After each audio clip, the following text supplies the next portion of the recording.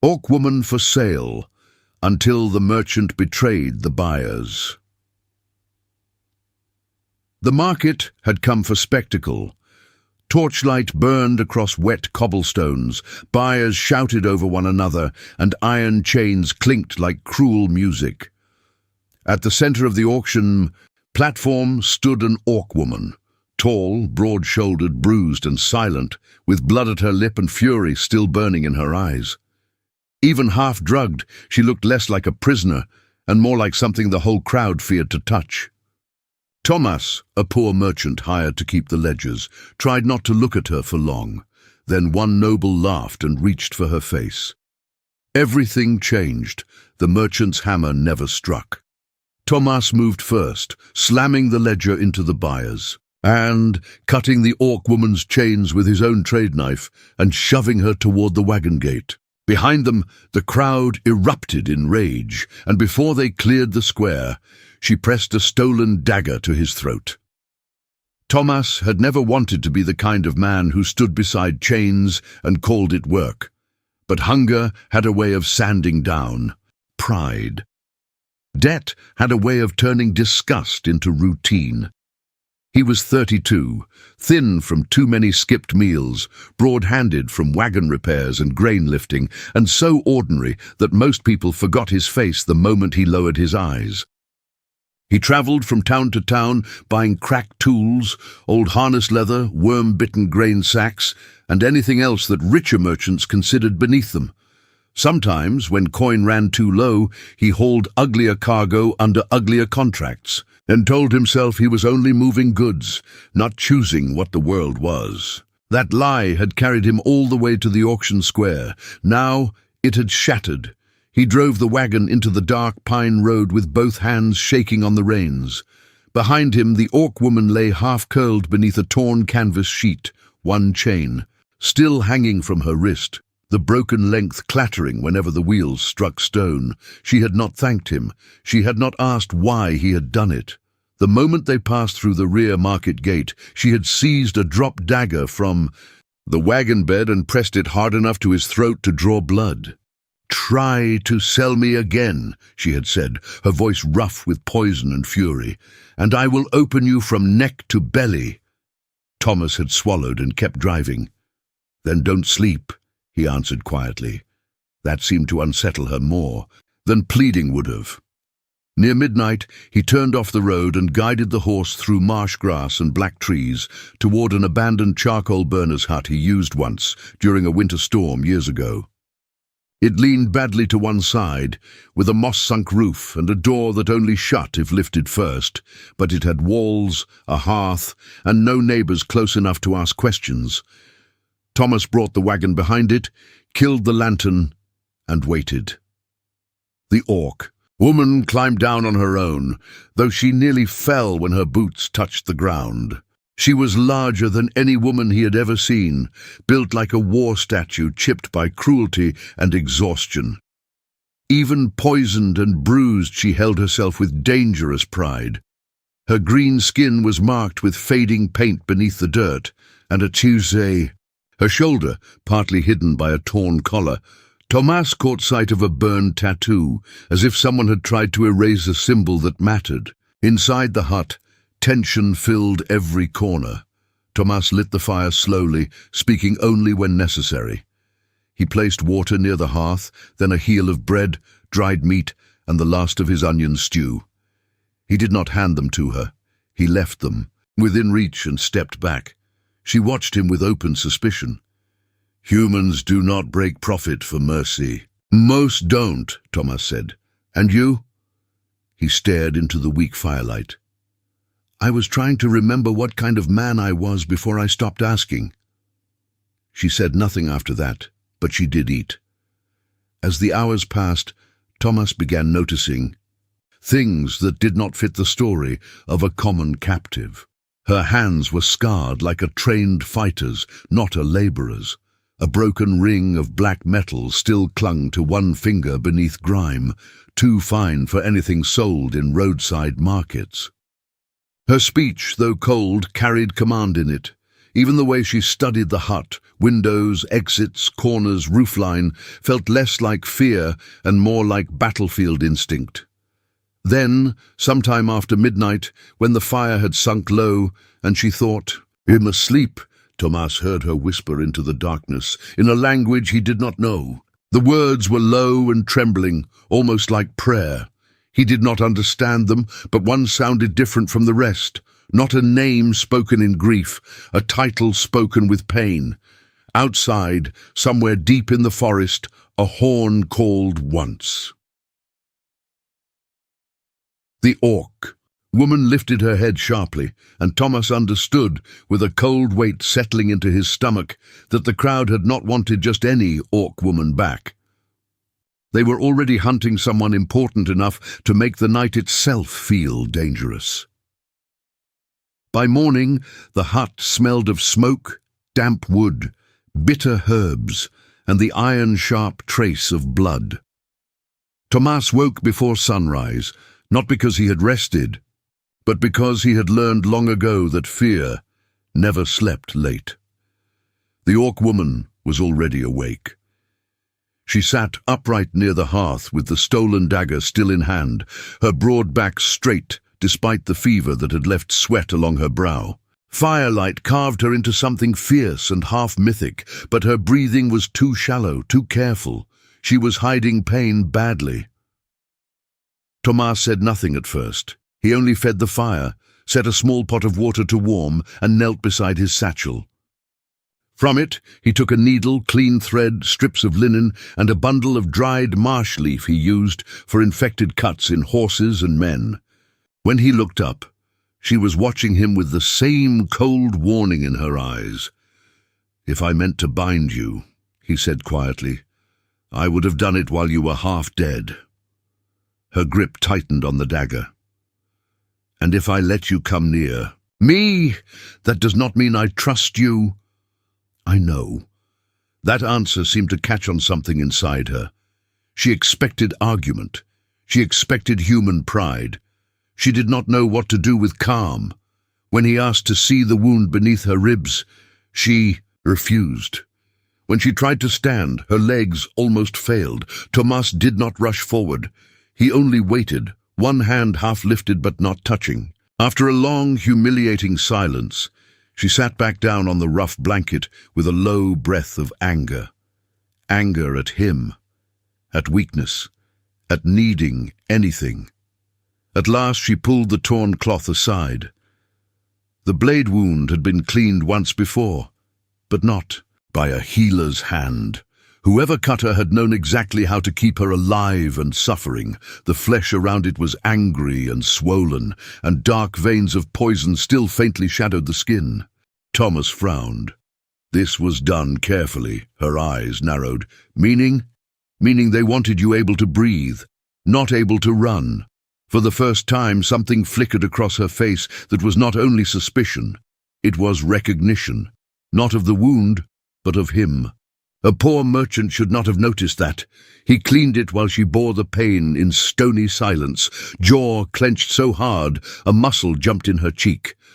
Only once did she make a sound, when he had to press the herbs deep enough to draw poison from the edges.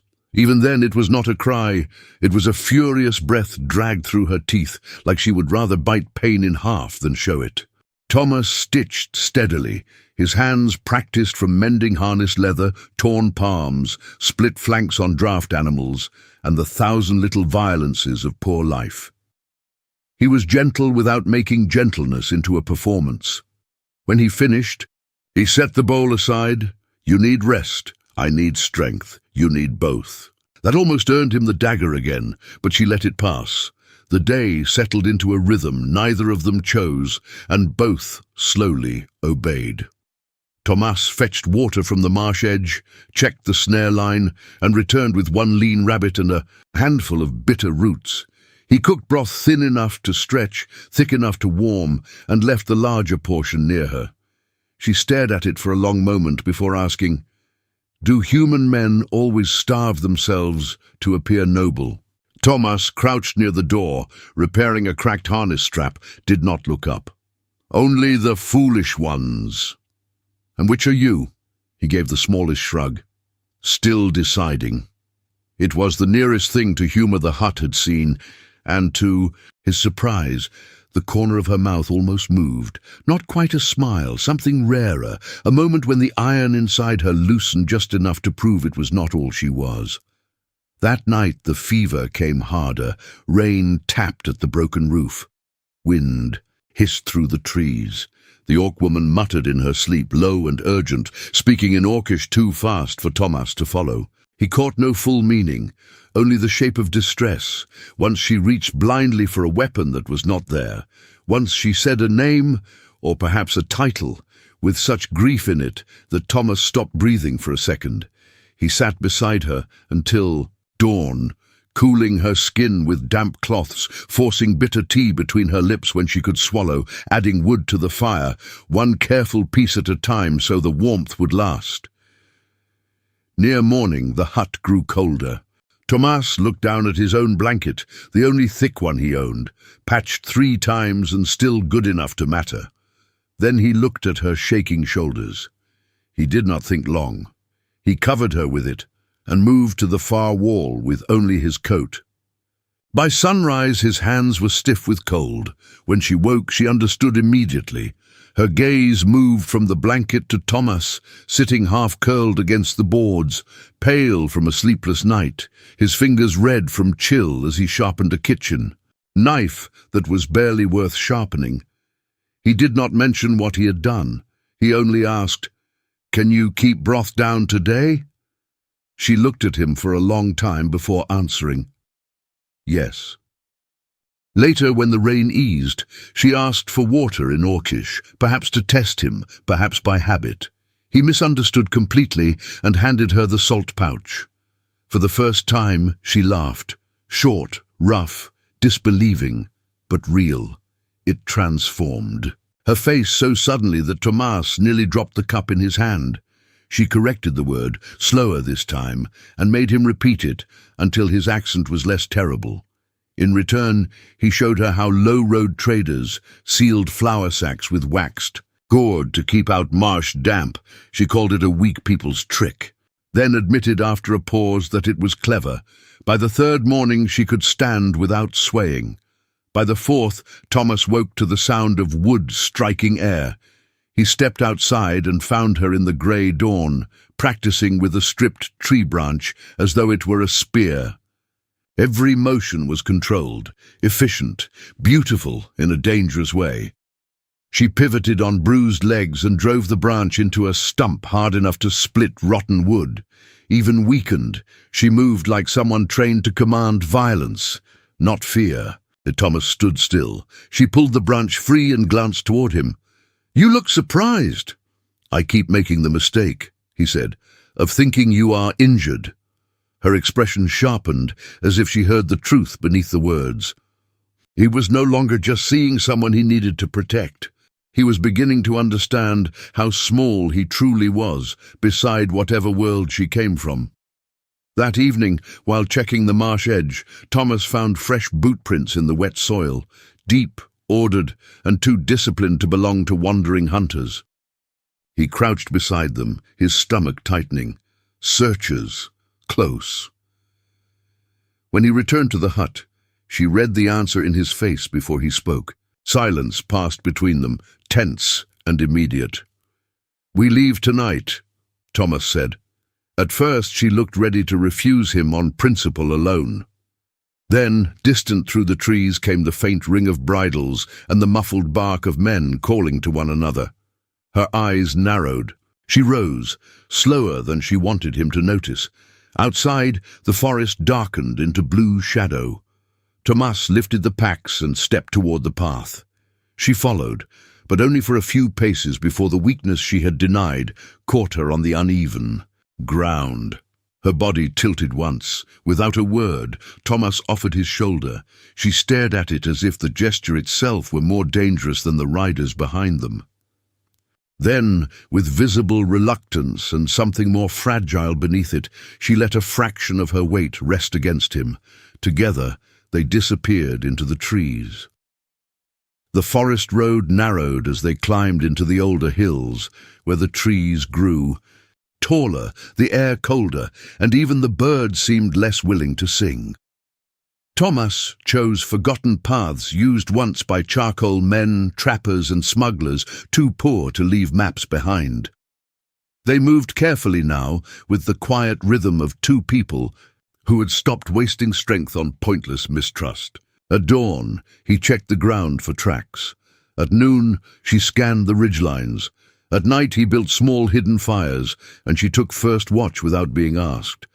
Their closeness did not come from sweetness. It came from repetition. Tomas handed her food before serving himself. She pushed the heavier fallen branches off the path before the wagon wheels could catch. He adjusted the harness when the old mare limped. She lifted the wagon from a rut when mud swallowed one side whole.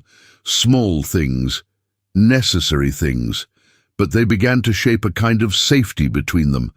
On the fourth evening, rain drove them into the shell of an old border shrine, half collapsed and overgrown with ivy. The roof leaked in 3 places, but it was dry enough to rest. Tomas set their packs down and began rubbing warmth back into his fingers. Across from him, the orc woman sat with her back to a cracked stone pillar, watching the rain like she expected enemies to step out of it. After a long silence, Tomas said, "You don't sleep like someone who ever learned peace." Her eyes shifted to him. "And you do?" He gave a tired smile that held no humor. "No. I sleep like a man counting what he owes." Something in that answer changed the air. Perhaps because the rain shut the world away, or because exhaustion makes truth easier to reach than pride, Tomas spoke more than he meant to. He told her his father had died bent under debt, that his mother had worked until her lungs failed in winter, that he had spent half his life trying to be useful enough to deserve one safe place in the world. He admitted that he had taken ugly work because hunger always sounded louder than conscience. "I kept telling myself survival was not the same as cruelty," he said quietly. "Some days I still don't know if that was truth or cowardice." She did not mock him. She did not offer easy comfort. She simply listened with the stillness of someone honoring pain. Then, after a pause, she gave him something in return. "Betrayal does not always wear an enemy's face," she said. "Sometimes it eats at your fire. Sometimes it kneels when you speak and waits for your back to turn." Her jaw tightened. "The wound in my side was given by someone who once swore loyalty." Tomas looked at her differently then. Not with fear, but with recognition. Not because their lives were alike, but because loneliness sounded the same in any tongue. That night, when the fire burned low, she pulled a strip of roasted meat from her pouch and set it beside him without looking his way. Later, when she thought he slept, he draped his mended cloak over her shoulders against the draught. Neither thanked the other. The next day they stopped in a remote village for oats, lamp oil, and bandages. The moment the townsfolk saw her, the square changed. Doors narrowed. Conversations died. One man muttered "orc" like it was the same word as plague. Another recognized Tomas from the auction road and stared too long. By the time Tomas reached the supply stall, whispers had already begun. Reward, missing captive, human merchant. With a monster. He bought what he could and left fast, but anger followed them onto the road. "You should not have stopped," she said, once the village vanished behind them. "Every hour beside me makes your life smaller." Tomas pulled the wagon harder than he needed to. "You don't get to decide what my courage costs me." She fell silent at that. Near dusk, as the sky dimmed purple through the pines, riders burst from the fog ahead. The first man shouted a title before the attack even began. Tomas froze. The orc woman drew herself to full height, and for the first time she looked less like a fugitive and more like someone born to be obeyed. The riders came fast through the fog, black shapes on dark horses, blades flashing silver where the last light caught them. Tomas had only enough time to drag the mare sideways and reach for the wagon axe before the first man charged past, shouting that same title again, sharp, fearful, and full of recognition. He did not understand the word, but he understood the tone. This was no hunt for a runaway prisoner. This was pursuit aimed at someone whose capture could change the balance of power. The orc woman moved before fear could settle fully in him. One heartbeat earlier, she had been beside the wagon, travel-worn and silent beneath a rough cloak. The next, she was all force. She ripped a spear from the first rider's hand, turned with terrifying speed, and drove the butt of it into another horseman hard enough to send him crashing to the ground. Even half-healed, she fought like a storm-given flesh, every step disciplined, every strike chosen, every movement carrying the authority of long training and command. Tomas could do little except hold the horse steady, duck flying steel, and swing the axe once when a rider lunged too close to the wagon. His blow was clumsy, but desperate enough to matter. The man fell back, cursing. Then the fog thinned. One of the attackers, clutching a bleeding arm, stared at the orc woman in horror, and spat the title again, louder this time, before she silenced him with the flat of the stolen blade. Tomas heard it clearly now. Not a personal name, a rank, something high, something final. When the last rider fled into the trees, leaving one dead horse and 2 broken men in the road, silence rushed in so suddenly it rang.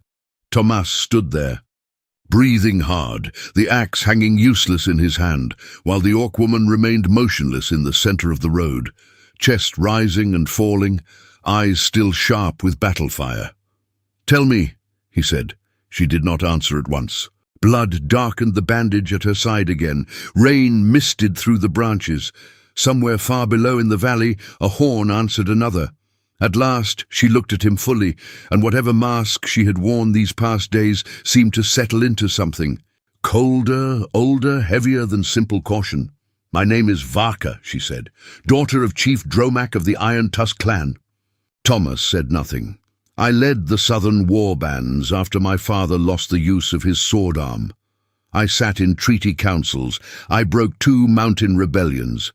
And when I crossed the border 3 weeks ago to negotiate passage and peace, someone in my own escort sold my route." The words struck harder than the attack had. Tomas looked at her torn cloak, at the burned mark near her shoulder, at the way armed men had spoken to her with terror beneath their hatred, and all the missing pieces turned at once. The auction. The poison, the desperate search, the fear in the buyer's eyes, not because she was valuable in coin, but because she was valuable in power. "You knew," he said quietly. "You knew what this was." "I knew enough. And you said nothing." Her jaw tightened. "If I had told you in that hut, you might have run. Maybe I should have." The words came out before he could stop them. He saw them land. For the first time since he had met her, Varka looked wounded in a place no herb could reach. Tomas turned away and gripped the wagon rail until his knuckles whitened. Shame, anger, and something more painful than either rose hot in his throat. He had let himself begin to think of her as a woman in need, then as a companion in danger, someone close enough to share fire and silence. But she was not from his world. She was not even near its edges. She was the center of another one built of banners, blood oaths, warriors, and command. He was a poor merchant with patched boots and old guilt under his skin. "You were never going to stay hidden with a man like me," he said, not looking at her. "I was just the road you needed until your real life caught up." "That is not what you were." He laughed once, but there was no humor in it. "Then what? A useful fool? A soft-handed shelter? A human quiet enough to trust for a few nights because no one important would believe I mattered?" Varka stepped toward him despite the blood on her side. "You mattered because you chose mercy when stronger men chose profit." He finally looked at her then, and the force of her gaze nearly broke him. There was no mockery there, no pity, only truth, and that made it worse. Before either of them could say more, horns sounded again, closer now from 2 different ridgelines. Then riders emerged through the trees. These were not bounty men. They wore iron tusk emblems on black leather and moved with the controlled precision of trained clan guards. At their center rode a scarred orc commander who took one look at Varka and dropped to one knee in the mud. Others followed at once, but not all their faces held relief. Some of them turned toward Tomas with open suspicion, as though the sight of a thin human merchant standing too near their war leader was itself an insult. The commander rose and spoke urgently in Orcish. Varka answered in the same hard cadence. Tomas had heard only in battle. He did not understand the words, but he understood the shift. In an instant she was no longer only the woman from the firelit hut. She was command, weight, law. And suddenly Tomas could see the full distance between them. One of the warriors pointed at him and sneered something low. Another laughed. Varka silenced them with a single sentence. Still, the damage was done. The world she came from had arrived, and it looked at Tomas like he was dust clinging to her. Cloak night settled over the mountain camp like a held breath. Fires burned in iron bowls. Orc warriors stood in rings of torchlight, speaking in low, tense voices that broke off whenever Tomas passed. No one stopped him, but no one welcomed him either. He had become something awkward and dangerous, a human. Too close to Varka, too ordinary to explain, too important to dismiss. Before dawn, the challenge came. A rival war captain arrived with 30 riders and a claim sharp as a blade. Varka had crossed into weakness, been captured in disgrace, and returned under the shelter of a human merchant. If she could not rule without becoming a story of shame, then the Iron Tusk clan should choose stronger hands. Tomas heard only fragments, but he did not need the language to understand contempt. The rival looked at him like a stain. The camp gathered in a stone-ringed clearing as pale morning spread over the peaks. Varka stood before them in borrowed armor, her wound still fresh beneath the bandages, her face stern enough to cut silence from the crowd. Tomas remained at the outer edge, feeling every eye measure how small he was beside these people, how thin, how human, how wrong. Then the rival captain pointed at him and demanded, in the trade tongue so all could hear, "Will Iron Tusk kneel to a female who hid in a wagon and warmed herself beside a coin counter?" The clearing went still. Tomas felt heat rise in his face, but before shame could root him in place, Varka stepped forward. "I did not hide beside him," she said, her voice carrying across stone and frost. "I survived because of him." Murmurs broke, then hardened. She did not stop. "He cut my chains when armed men would not. He fed me when I could not stand. He guarded me while poison burned through my blood. He asked no ransom, demanded no favor, and never once reached for what was not his. Every oath of loyalty spoken by traitors failed me. His mercy did not." The rival captain laughed. "So reward him with gold and send him away." Varka's eyes never left the crowd. "No," she said. The word landed like thunder. Then, before clan guards, elders, and challengers, she made the offer that shattered the morning. "I offer Tomas, son of no banner, a place under my name, land under my protection, and a seat at my fire for as long as he wishes it. If he will accept it, I will not hide him. I will not deny him. And if law demands stronger proof of my choice, then let law hear this too. I would take him as my bound mate before I take a safer hand to please cowards." The clearing exploded. Some shouted in outrage. Others stared in disbelief. One elder cursed aloud. Tomas could not move. The mountains, the warriors, the sky itself seemed to tilt around him. A bound mate, land, protection, her public choice. It was more than affection, more than gratitude. It was a declaration that could split loyalties, stain alliances, and follow her for the rest of her life. And she had spoken it without trembling. Every old wound inside Tomas rose at once. He saw his patched boots, his rough hands, the years spent taking whatever work would keep hunger from the door. He saw the wagon, the auction square, the ledger in his hand. He heard again the voice inside him that had always said men like him were useful, not chosen. He stepped forward anyway. "I have nothing that matches what you are," he said, his voice unsteady but clear. "No rank, no clan, no great name. I have made shameful choices to survive, and I cannot stand here pretending. I am the kind of man songs were written for." Varka's gaze held his, fierce and unsoftened. Tomas drew breath. "But I know what it is to stay when leaving would be easier. I know what it is to carry another life carefully. And if you are truly asking whether I will stand with you while all of them watch, then yes, not because I'm fearless, because I'm tired of letting fear tell me what I'm worth." The rival captain moved first, furious, hand flying to his blade. Varka was faster. Steel flashed. Warriors surged. For one violent moment, the clearing threatened to become blood and civil fracture. Tomas barely had time to turn before one of the rival's men lunged toward him from the side. Varka intercepted the strike, taking the cut along her arm instead of letting it reach him. Her answering blow knocked the attacker flat, and her guards closed ranks instantly. No one laughed after that. The rival captain was disarmed, dragged back and forced to kneel.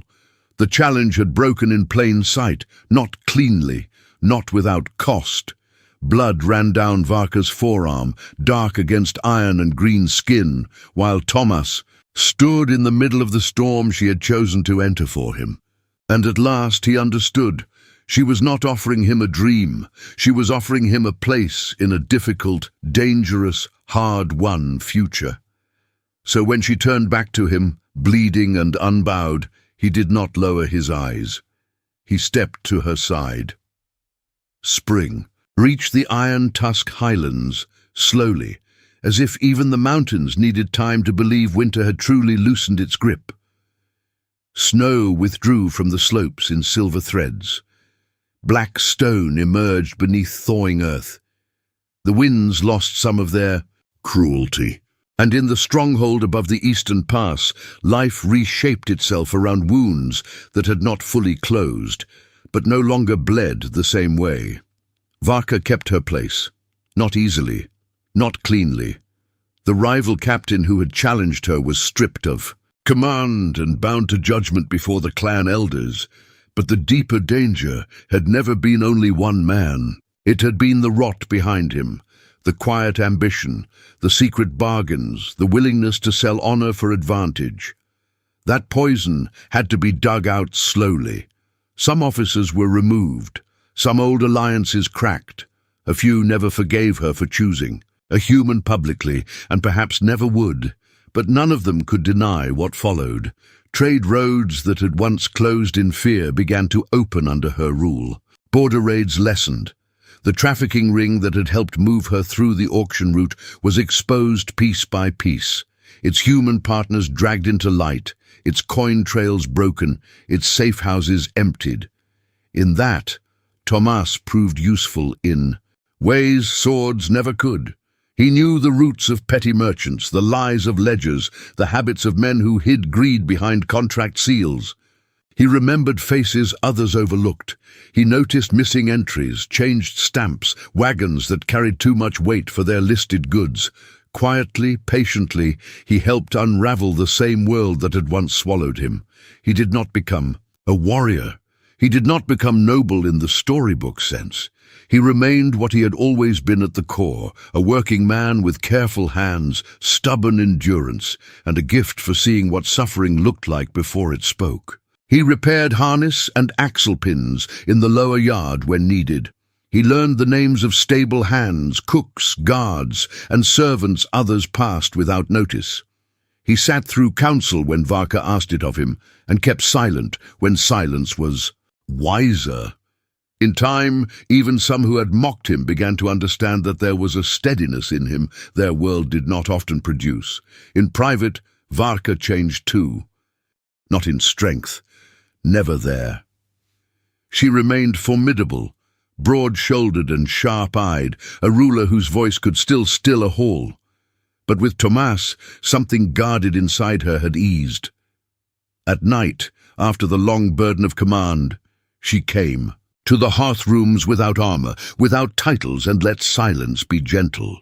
Sometimes she handed him reports while he mended leather, and their knees touched beneath the table.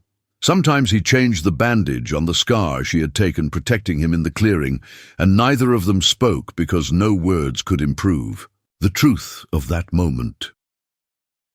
When summer came, they rode together down through the border market where they had first met under chains and torchlight. The square had changed. The auction platform was gone. In its place stood a public weighing post for lawful trade, watched by both clan guards and human record keepers. The old iron rings had been torn from the timber. Fresh planks covered the stained boards. People still fell silent when Varka entered, but it was no longer the silence of cruelty waiting to be entertained. It was the silence of memory, of reckoning, of people forced to look at what this place had once been. Tomas stood beside her openly. No chain touched her now. No one named a price. After a long moment, Varka reached for his hand, not in secret, not beneath cover, but there in the center of the square where shame had once ruled. Her grip was warm, certain, and unhidden. The first time he saw her, the world had tried to weigh her in coin. Now, with her hand in his and the old market quiet around them, Tomas understood that love had not made either of them smaller to fit. The other's world. It had taught them both how to stand where no one could sell them again.